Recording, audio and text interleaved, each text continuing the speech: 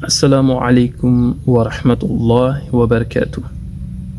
C'est Mohamed Esquier. On se retrouve pour une nouvelle vidéo. Aujourd'hui, je vais vous faire écouter d'un docteur que tout le monde connaît déjà. Il a fait convertir pas mal de personnes dans le monde entier. Le docteur Abdelmajid. Et bien, dans cette conférence, il va nous détailler plein de choses telles que les jours des fêtes qui ne sont pas destinés aux musulmans, comme le 31 décembre, le 24 décembre, et même ce qui fête la naissance du prophète alayhi salatu wassalam en faire comme un jour de fête, et qui n'est pas du tout un jour de fête. Il va nous détailler tout ça. Écoutons attentivement, et c'est très important. Allez, c'est parti, bonne écoute. Sorti de la bouche du prophète Mohammed sallallahu alayhi wa alihi, lui-même il nous présente que le jour de sa naissance n'est pas une fête. Mais la plupart des gens ne le savent pas. Quel est cet hadith?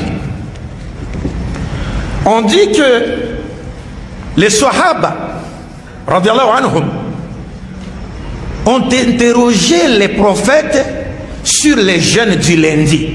Ils voyaient les prophètes observer un jeûne chaque lundi. Après l'institution des jeûnes hebdomadaires du lundi et jeudi, avant l'institution de ce jeûne-là, lui déjà il jeûnait chaque lundi.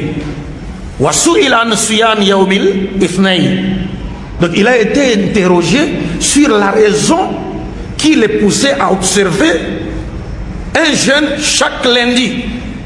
Lui-même le prophète répondait, il dit ذاك يوم ولدت فيه وبعثت أو أنزل علي. Il dit c'est le jour où je suis né. Je jeûne chaque lundi parce que c'est le jour où je suis né, c'est le jour où j'ai été choisi prophète, et c'est le jour où on m'a révélé le Coran.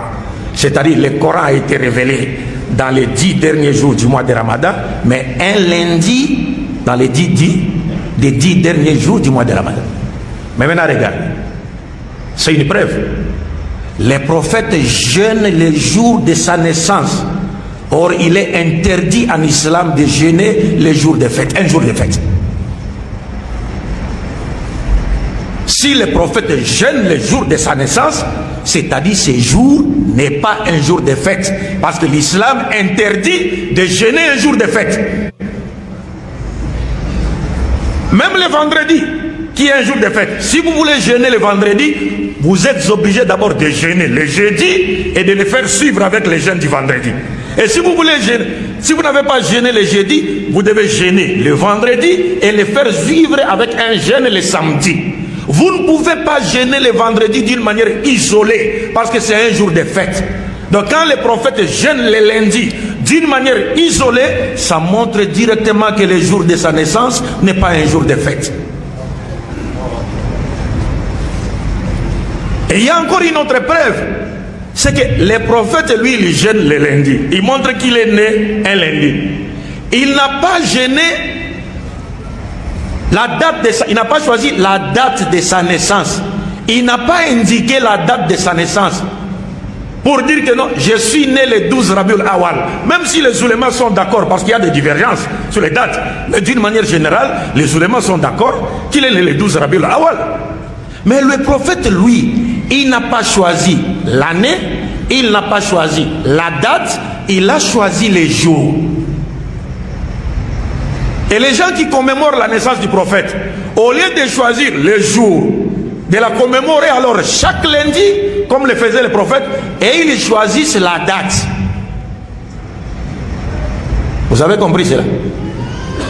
Le prophète choisit le jour, vous choisissez la date. Mais ce qui montre clairement même que vous n'aimez pas les prophètes. Parce que quand vous choisissez la date, vous allez commémorer sa naissance une seule fois. Mais lui-même a choisi les jours. Dans notre calendrier grégorien ici, si nous choisissons les jours un lundi et que nous devons commémorer la naissance du prophète chaque lundi, en une année, nous allons le faire 48 fois. Maintenant, commémorer la naissance, entre celui qui commémore la naissance du prophète 48 fois et celui qui la commémore une seule fois, qui aime vraiment les prophètes? Et commémorer les prophètes, Zikr Mawlid Rasoul, ce n'est pas Ihtifal de Mawlid Rasoul, c'est-à-dire en faire une fête. Parce qu'il est interdit d'abord de présenter les jours de la naissance du prophète comme étant un jour de fête. 2. Mais il n'est pas interdit de commémorer les jours de la naissance du prophète, c'est-à-dire chaque lundi. Si nous voulons commémorer la naissance du prophète chaque lundi, c'est comme par exemple, on se retrouve dans la mosquée ici, et nos imams, chaque lundi, nous parlent de la Sira Nabawiya. On nous enseigne la biographie de qui? Du prophète. Parce que lui, il commémorait sa naissance par les jeunes. Et il y a des ulémas qui autorisent aux musulmans en disant, vous pouvez commémorer la naissance du prophète par les jeunes chaque lundi, qu'on appelle Suyam ou Musabab. Mais nous ici, si nous devons commémorer la naissance du prophète, pas avec la fête, à fêtant, non, ça dit chaque lundi, comme c'est le jour de la naissance du prophète, parce que ce n'est pas un hasard. Le prophète a été questionné sur les jeunes du lundi, il ne s'est pas limité en disant, Dhaka yaum bu'istu fi. Non, il a commencé par dire Dhaka yaum wulitu fi. Il n'a pas parlé de sa naissance en vain. Et les ulémas nous montrent que s'il jeûnait chaque lundi, c'était un signe de reconnaissance à Dieu qui a permis qu'il naisse ce jour-là et qui l'a choisi comme prophète ce jour-là et qui lui a révélé le Coran ce jour-là, c'est-à-dire un lundi. Et vous vous rappellerez qu'il y a des ulémas qui disent le prophète a fait la hijra lundi, il a fait le mirage lundi et puis il est mort un lundi. Donc si aujourd'hui nous voulons commémorer la naissance du prophète dans le sens de parler de l'avènement du prophète que Dieu l'a envoyé, nous devons chaque lundi, cela ne sera pas interdit, à la mosquée, les gens viennent pour écouter la Sira Nabawiya, la biographie du prophète. Chaque lundi, on aborde l'imam, même après chaque prière. Après la prière du matin, l'imam prend 10-15 minutes chaque lundi. Il dit, vous savez que c'est aujourd'hui que le prophète est mort. Alors nous allons écouter, et plutôt, Afouane est né, parce qu'il est mort aussi le lundi. Mais je parle d'abord de sa naissance. Il dit, mais vous savez que c'est aujourd'hui que le prophète est né. Alors après la prière de Fajr, chaque lundi, nous prenons 10 minutes pour parler de sa biographie Sira. Après cela, toujours encore, il arrête les musulmans, on parle un peu de la Sira, on lit un chapitre de la Sira. Après Maghrib, en une année, on va finir tout un livre de Sira Nabawiya. Et les gens vont connaître les prophètes. Parce que Alors là, c'est très important. Donc, cette partie est très importante. J'espère que c'est une bonne solution. Ici, le docteur nous a montré clairement. Au lieu d'en faire le jour de la naissance du prophète un jour de fête qui n'est pas du tout non seulement un jour de fête, mais on peut profiter ce moment d'apprendre la biographie du prophète de faire apprendre dans nos mosquées, à la maison, de faire apprendre à nos petites sœurs, à nos frères, même à nos mamans, tu vois, et même à nos amis non musulmans à qui nous partageons, n'est-ce pas, des groupes dans les réseaux sociaux et tout ça.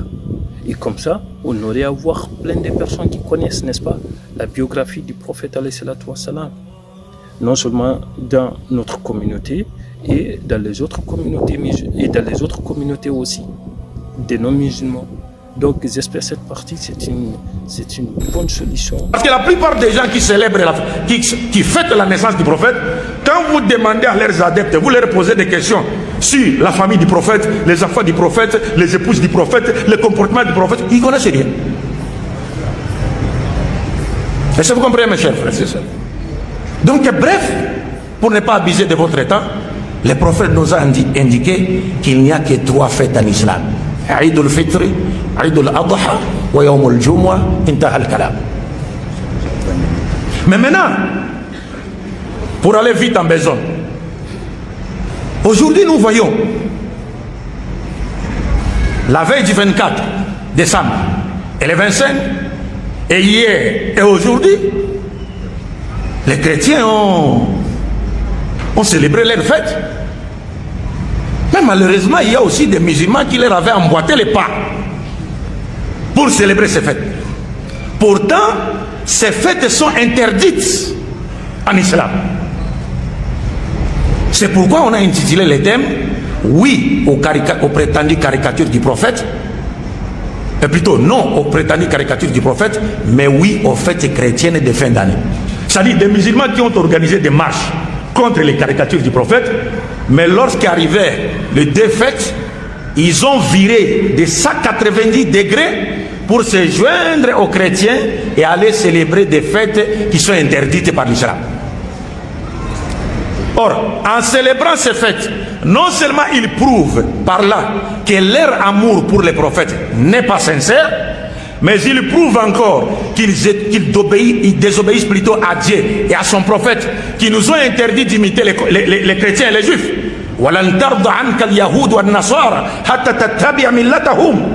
Les juifs et les chrétiens ne seront satisfaits de toi que lorsque tu suivras leur passion. Et l'imam Abdurrahman Saadi a interprété ce verset en disant فَهَذَا فِيهِ نَهْيُ الْعَظِيمِ عن اتباع أهواء اليهود والنصارى وتشبه بهم فيما يختص به دينهم. Il dit ici, c'est une interdiction formelle de suivre et d'imiter aveuglément les juifs et les chrétiens dans ce qui est spécifique dans leur religion corrompue. Dieu nous a mis en garde.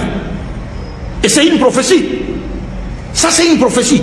Donc, ceux qui célèbrent ces fêtes, non seulement ils montrent qu'ils sont des hypocrites, leur amour pour les prophètes n'est pas sincère, mais aussi ils montrent qu'ils désobéissent à Dieu, à son prophète, et pire encore, ils oublient que la prophétie de Muhammad sallallahu alayhi wa sallam s'est réalisée en eux. La prophétie s'est réalisée en eux. Parce que vous savez, mes chers frères et sœurs, l'une des preuves de la véracité d'un prophète, c'est aussi la réalisation ou l'accomplissement des événements qu'il a annoncés d'avance.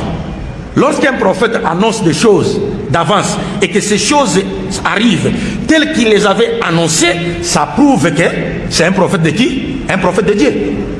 Et c'est que le prophète Mohammed sallallahu alayhi wa sallam a fait. Et l'un des aspects les plus importants de la Sunna Nabawiya consiste à connaître les prophéties faites par le prophète Mohammed. Les prophéties de Mohammed qui nous annoncent les événements à venir. Parce que la connaissance de ces prophéties-là nous permettra non seulement d'affermir notre foi en Dieu, mais aussi d'échapper à certaines manœuvres ou pièges du diable qui nous ont été annoncés par qui? Par le prophète Mohammed. Et parmi ces prophéties du prophète Mohammed sallallahu alayhi wa sallam, il dit clairement dans un hadith sahih: la tattabi'unna sanana qablakum man kana qablakum shibran bi shibrin wa dhira'an bi dhira'in hatta law dakhala juhra dabbin la dakhaltumuhu aw law salaku juhra dabbin la salaktumuhu. Montre-le.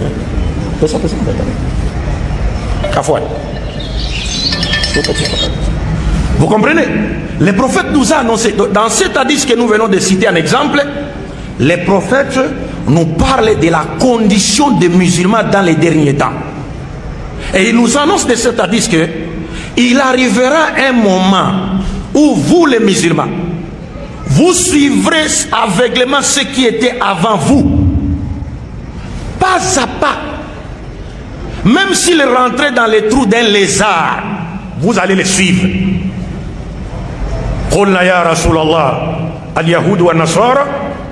Les compagnons demandaient au prophète: ce sont les juifs, vous insinuez que ce sont les juifs et les chrétiens?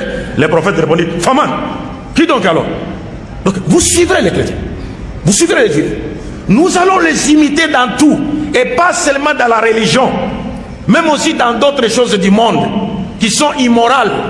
Parce que dans une riwaya rapportée par Ibn Abbas radallahu anhu, les prophètes, Ibn Abbas vient avec une ziyada, il dit, le prophète a dit: wa hatta law anna ahadahum jama'a imra'atahu bi tariq la fa'altumuhu.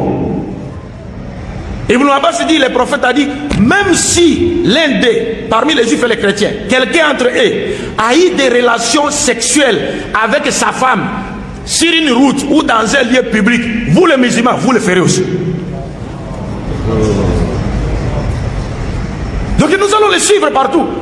Et vous voyez aujourd'hui le monde, lorsque les grandes puissances parlent d'un nouvel ordre mondial, mais les pays musulmans commencent aussi à parler d'un nouvel ordre mondial.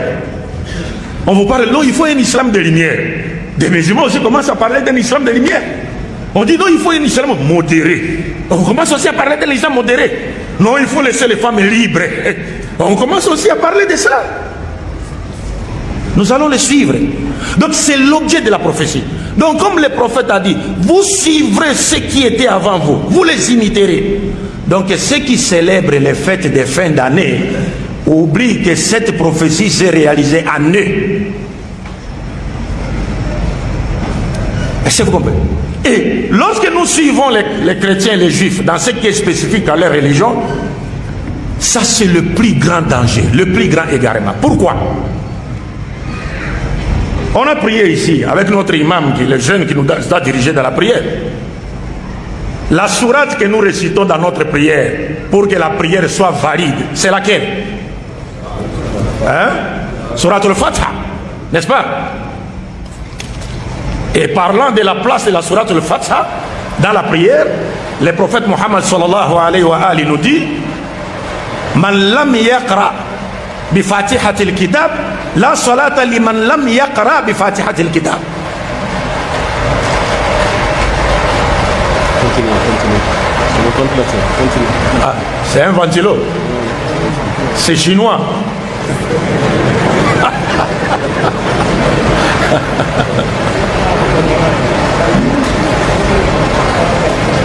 Mais si on peut l'éteindre. Alors, je vous rappelle donc, le prophète disait: La salata liman lam yaqra bi fatihatil kitab.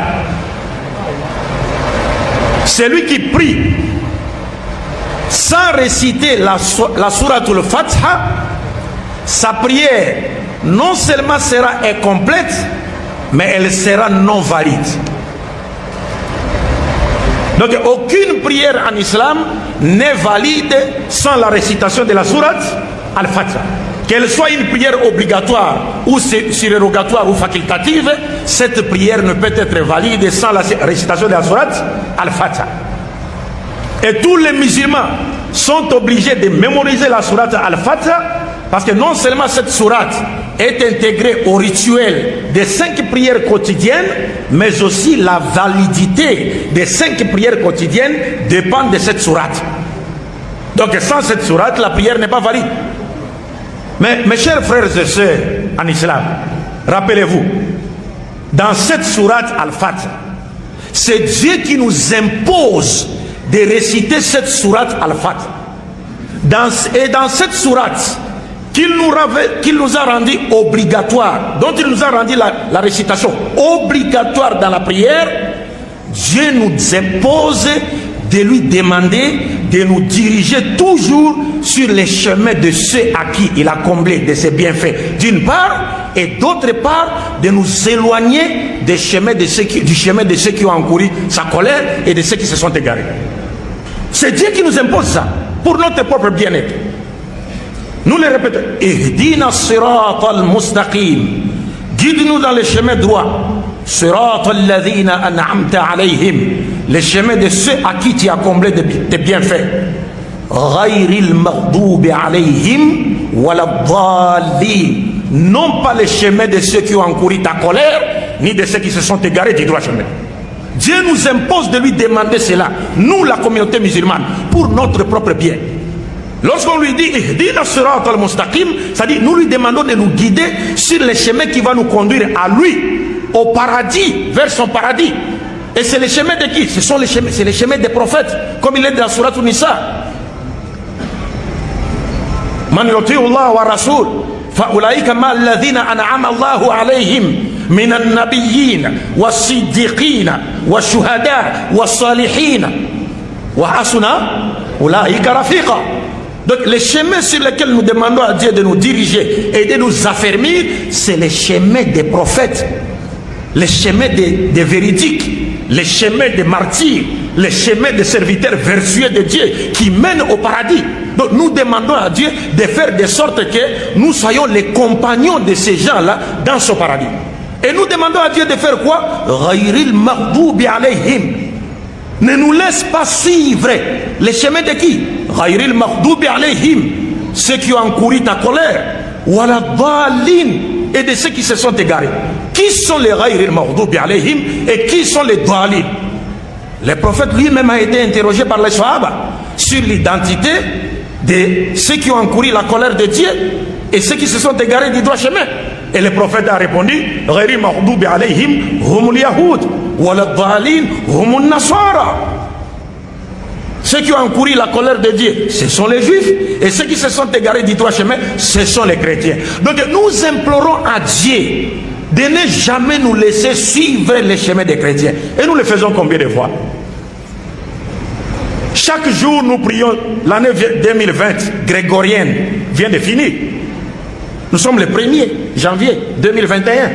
Mais regardons l'année qui est passée, 2020. Parce que nous sommes dans un pays qui est régi par le calendrier grégorien. Tout bon musulman qui prie 5 fois par jour se doit de réciter la sourate al-Fatiha 17 fois. Quand on prie 5 fois par jour, donc on a récité la sourate al-Fatiha 17 fois. Or, l'année 2020 comptait 366 jours. Donc, avant la fête mécréante de Noël, le 24, la veille, qui est le 25, mais le 24, du 1er janvier au 24 décembre, nous avons prié pendant 359 jours. Donc 359 jours fois 17 Suratul Fatiha chaque jour, ça nous donne 6103 Suratul Fatiha récitées par chaque musulman de janvier 2020 au 24 décembre 2020. Maintenant, si on continue jusqu'au 31 décembre, hier, ça va nous donner combien? 6222 Suratul Fatiha récitées par chacun de nous durant l'année qui est passée. Donc celle qui implique à dire, nous avons demandé à Allah 6222 fois de nous diriger sur le chemin de ceux à qui il a comblé de ses bienfaits, et nous lui avons demandé de ne jamais nous laisser suivre les chemins de ceux qui ont encouru sa colère et qui se sont égarés du droit chemin, et c'est là 6222 fois. Mais juste à la veille de Noël, les musulmans qui ont demandé à Dieu 6103 fois de ne jamais les laisser suivre les chemins des chrétiens, juste le 24, ils ont viré de 190 degrés pour aller se joindre aux chrétiens et célébrer leur fête, afin que la prophétie de Mohammed se réalise. La tattabi'una man kana qablakum shibran bi shibrin wa dhira'an bi dhira'in. Vous comprenez, mes chers? Vous comprenez les dangers? Les dangers de suivre et d'imiter aveuglément les gens. Or, ce sont des fêtes qui ne sont pas destinées aux musulmans. L'islam n'est pas contre la manifestation de la joie liée à un jour de fête. Non! Parce que l'islam est une religion, c'est-à-dire comme le prophète l'a appelé Dinul Fitra. C'est-à-dire une religion qui est conforme à la nature originelle de l'être humain. Si l'islam est conforme à la nature originelle de l'être humain et que l'expression de la joie, l'expression de la gaieté, l'expression du contentement était très naturelle de l'être humain, donc cela ne peut pas être en contradiction avec l'islam. Donc l'islam ne peut pas interdire ça. La preuve, c'est qu'un jour, Abu Bakr radiallahu anhu est rentré dans l'appartement de Aïcha radiallahu anha. Il a trouvé deux fillettes en train de chanter et de jouer, de battre le tambourin. Et puis il leur avait dit, mais quoi ça? Les instruments du diable sont dans la maison du prophète. Il les a réclamés.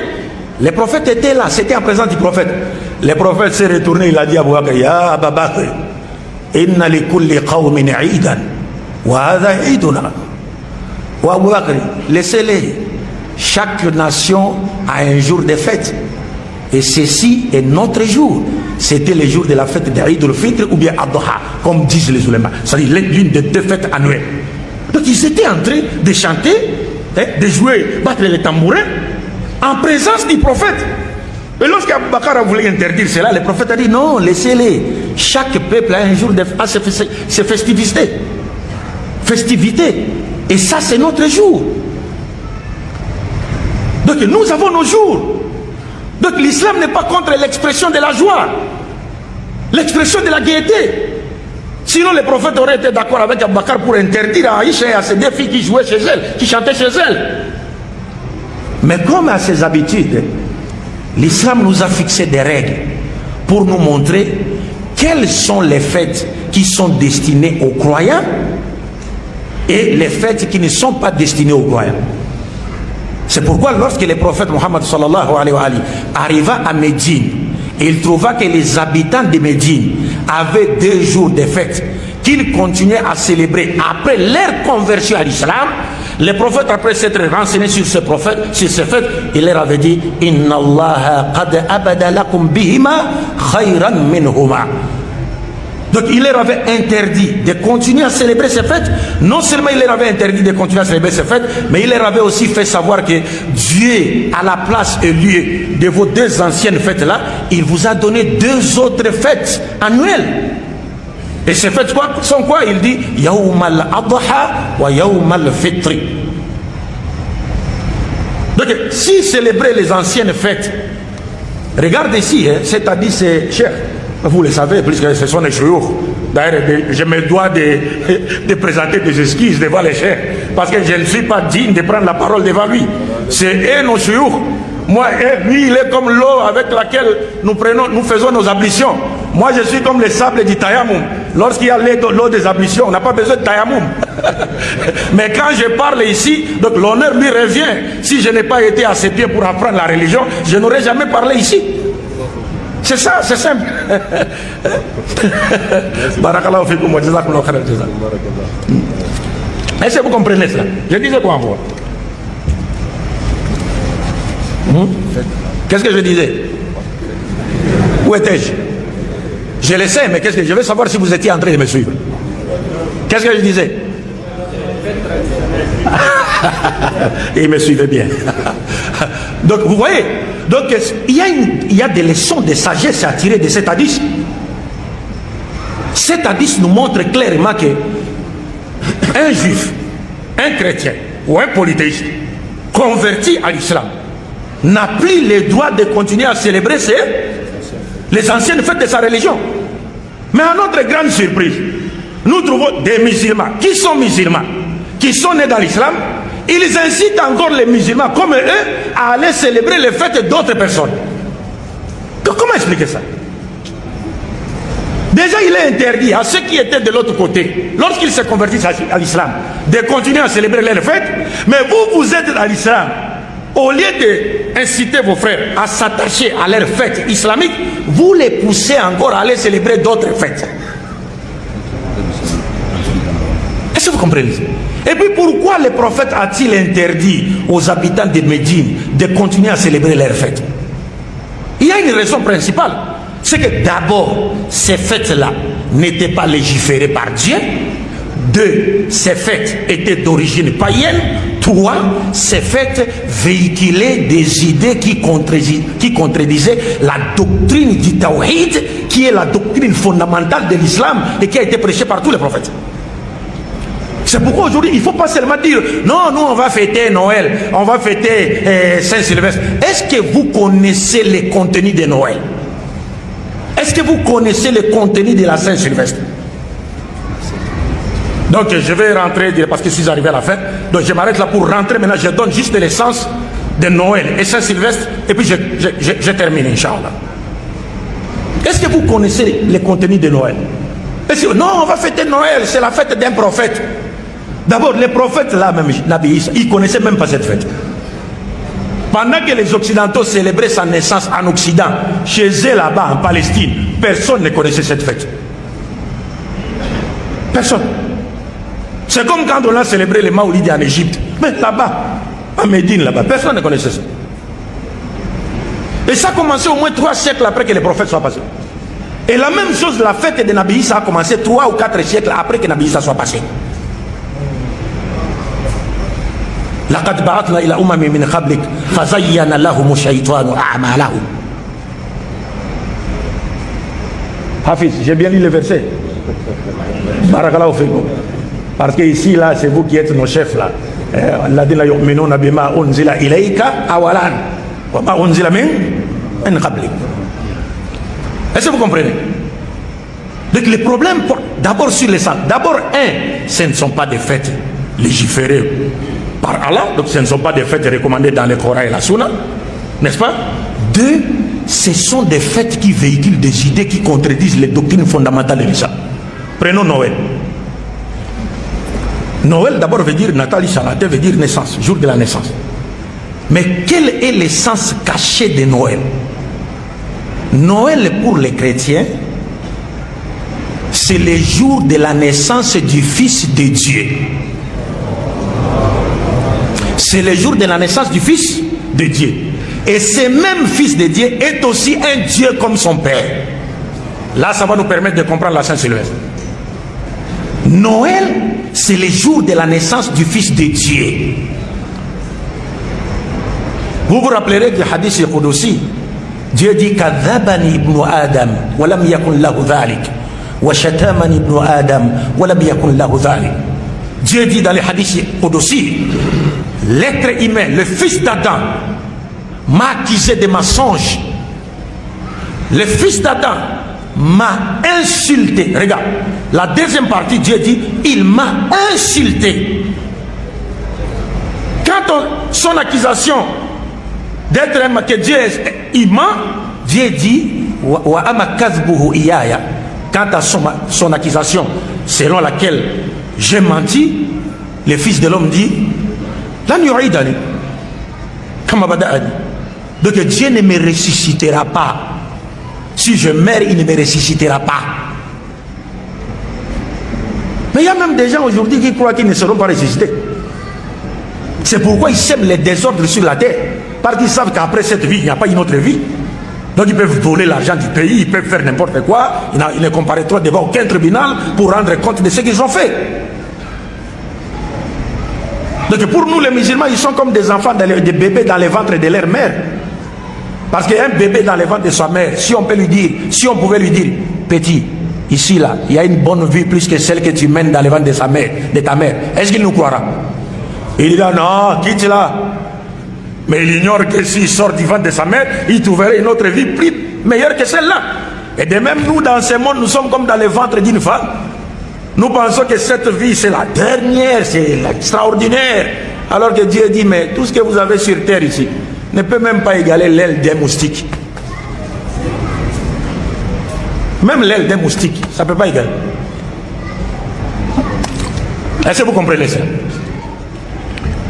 Alors, Dieu dit dans ce hadith Qudsi, son insulte à mon égard. L'être humain m'insulte. Quand est-ce que l'être humain insulte Dieu? Dieu dit dans le hadith Qudsi,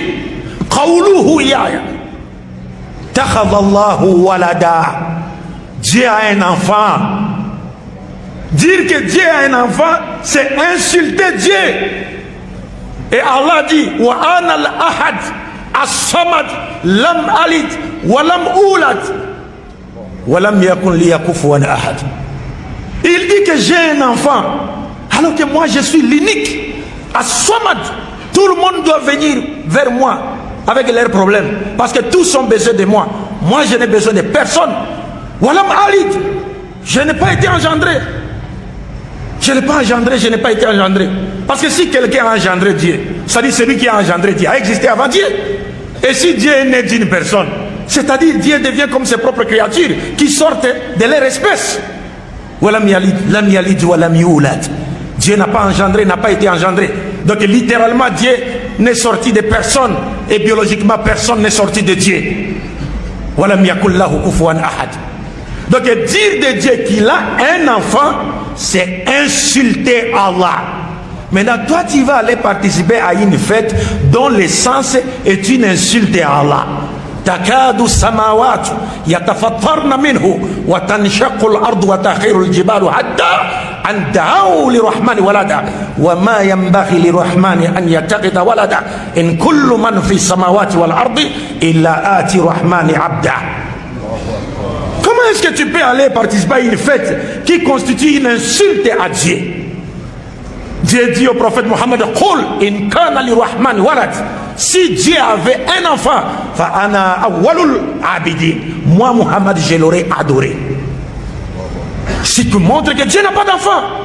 Ibrahim ne savait pas que Dieu avait un enfant. Alayhi salam. Nabi Moussa ne savait pas que Dieu avait un enfant. alayhi salam. Nabi Adam ne savait pas que Dieu avait l'enfant, alayhi salam.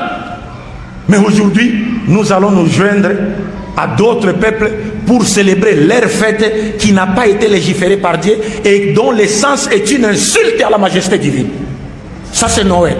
Maintenant, quand on dit la Saint-Sylvestre, vous savez, les gens s'empressent à célébrer, fêter la Saint-Sylvestre. Saint-Sylvestre, Saint-Sylvestre. Mais les gens ne se demandent, ne regardent pas, ne comprennent pas que d'abord, lorsqu'on parle de Saint-Sylvestre, il s'agit d'un homme. Il s'agit d'un homme. Qui était Sylvestre? On dit la Saint-Sylvestre. Mais qui était Sylvestre? Qu'a-t-il fait pour mériter cet honneur qu'on lui attribue la journée du 31 décembre? Qu'est-ce qu'il a fait? Saint-Sylvestre, mes chers frères et sœurs en islam, c'est le 33e pape de l'église catholique romaine. Et pourquoi lui a-t-on attribué la journée du 31 décembre, donc la journée d'hier? Parce que d'abord lui-même est devenu pape un 31 décembre de l'an 314. Et il est aussi mort un 31 décembre de l'an 335. Donc il a régné sur le trône pontifical, la papauté, donc au moins 20 ans, 21 ou 22 ans. C'est le 33e pape de l'église catholique romaine. Pourquoi? Qu'est-ce qu'il a fait pour mériter cet honneur? C'est-à-dire qu'on lui attribue la journée du 31 décembre, que certains musulmans fêtent.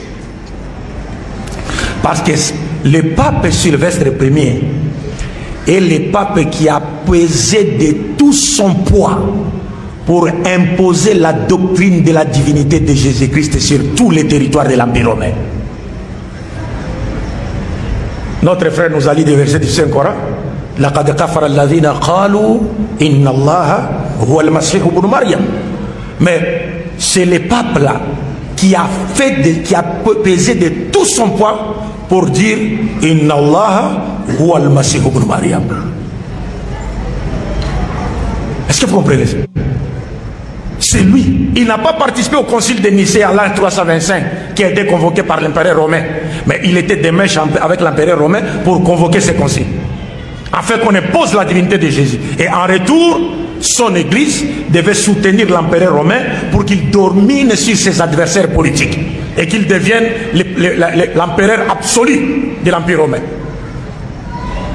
Voilà le travail que... Regarde, nous en islam, le prophète a trouvé des juifs, chez nous les sunnites, le prophète a trouvé des juifs en train de jeûner le jour de Ashura. Et il dit, mais pourquoi vous gênez? Non, c'est le jour où Dieu a accordé la victoire à Moïse sur le pharaon. Le prophète dit, mais nous avons plus de droits de commémorer ce jour que vous. Parce que nous sommes Ahlul Tawhid. Et le prophète est Imam al-Anbiya. Donc Ashura, on dit les jours où Dieu a accordé la victoire à Moïse sur le pharaon. Mais la Saint-Sylvestre, c'est le jour où les polythéistes ont eu la victoire sur les croyants. C'est le jour où les polythéistes ont eu la victoire sur les croyants. Maintenant, nous allons nous joindre à eux pour commémorer des fêtes qui véhiculent des idées qui contredisent la doctrine fondamentale du Tawhid en islam. Vous comprenez un peu, mes chers frères et sœurs? Alors, c'est pour dire en conclusion, en définitif, l'islam, le musulman se doit de respecter les pratiques des autres. Le musulman se doit de respecter les religions des autres. Mais ça ne veut pas dire, comme nous sommes obligés de respecter votre religion, bien vos pratiques plutôt, nous sommes appelés à faire quoi? À vous suivre dans ce que vous faites ou encore à pratiquer ce que vous pratiquez. Non.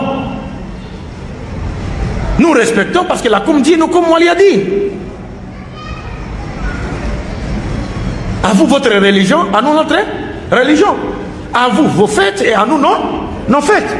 Mais nous n'avons pas le droit de vous imiter et de vous suivre dans votre égarement. Donc, mes chers frères et sœurs, je pense que j'ai consommé mes minutes. J'ai voulu tirer un peu, mais je dois respecter les minutes qui m'ont été accordées. Et donc, je pense que vous avez tous compris les dangers de suivre et d'imiter aveuglément les gens d'autres religions dans ce qui est spécifique à leur foi. Et donc les musulmans qui suivent les autres dans ce qui est spécifique à leur foi doivent savoir que les prophéties de Mohammed sallallahu alayhi wa alayhi se sont réalisées en eux et ils se doivent de se repentir. Ils se doivent de se repentir parce que le fait de suivre les autres dans ce qui est spécifique dans leur foi constitue une désobéissance à Dieu et à son prophète et une imitation donc des autres dans le mal, une chose que Allah et son prophète ont interdit dans le Coran et dans la Sourate. Le prophète a dit Man tashabbaha biqawmin fahuwa minhum. Celui qui imite un peuple dans ses caractéristiques, il devient l'un de leurs. Imaginez que vous aviez fêté Noël, vous étiez avec les chrétiens, ou bien la Saint-Sylvestre, et que la mort vous trouve là-bas. Mais vous mourrez chrétien. Mais vous mourrez chrétien. Sallallahu ala Muhammadin wa ala ali wa ala jami'an anbiya wal mursalin. Assalamu alaikum wa rahmatullahi wa barakatuh. شكرا بارك الله وفيكم بارك الله. وفيكم بارك الله. الله خير. وإياكم.